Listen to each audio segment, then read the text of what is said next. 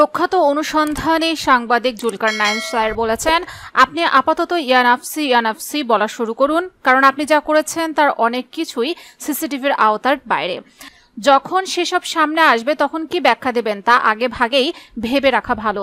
সোমবার সন্ধ্যায় নিজের ভেরিফাইড ফেসবুক প্রোফাইলে দেওয়া এক পোস্টে তিনি এসব মন্তব্য করেন, যদিও কারো নাম উল্লেখ করেননি, তবে বক্তব্যের সুরে পরোক্ষভাবে কারো উদ্দেশ্যে যেন বার্তা দিয়েছেন। তিনি আরও লেখেন, সাধারণ নাগরিকদের জীবন সাধারণই থাকে, তারা রাতারাতি ধনী হয় না। প্রথমবার বিদেশে গিয়ে অন্যের অর্থে বিলাসবহুল ফ্যাশন ব্র্যান্ড কিনে ফিরে না। ইচ্ছে হলেই দুবাই উড়ে গিয়ে সেখানকার মলে দেদারসে কেনাকাটা করে না। সাধারণ মানুষ চুক্তি জালিয়াতি করে টাকা লুটপাট করে না। নিষিদ্ধ গোষ্ঠীর হাতে দেশের গুরুত্বপূর্ণ প্রতিষ্ঠানের নিয়ন্ত্রণ তুলে দিয়ে কমিশনের ব্যবস্থা করে না। সরকার প্রসঙ্গে তিনি লেখেন, আর সরকার সেটা হতে হয় জনগণের ভোটে, কারো কাঁধে চড়ে নয়।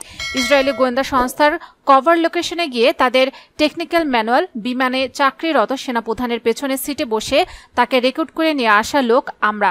অপরাধের কেন্দ্রে গিয়ে তথ্য বের করে আনতে বদ্ধপরিকর।